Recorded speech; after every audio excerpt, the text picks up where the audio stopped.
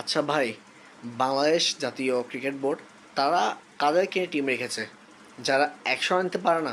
এতই দুর্বল যে দলের মধ্যে ভালো ব্যাটসম্যান নেই, ভালো বলার নেই, কাদেরকে নিয়ে খেলছে? এটা কোনো কথা? তারা কি কোনো ট্রেনিং ছাড়া কোনো প্র্যাকটিসে এমনিই দলে উঠে গেছে?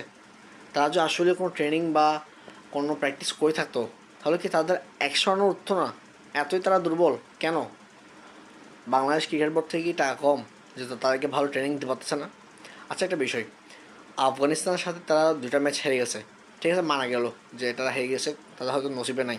কিন্তু যে লাস্ট ম্যাচটা, সেটা অন্তত যদি তারা ভালো করে খেলতো, বা তারা যদি রান 293 রান টার্গেট দিছে আফগানিস্তান বাংলাদেশকে, তারা যদি 293 রান নাও নিতে পারতো, অন্তত 100 রান, 150 রান, 200 রান নিলে বাংলাদেশের মানুষ বুঝতো যে আমাদের দেশের প্লেয়াররা চেষ্টা করেছে।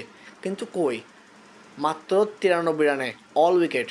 যদি সাইফ হাসান যদি না ভালো করে না খেলতো, আমার মনে হয় না যে বাকিরা মিলে 50 রান তুলতে পারতো।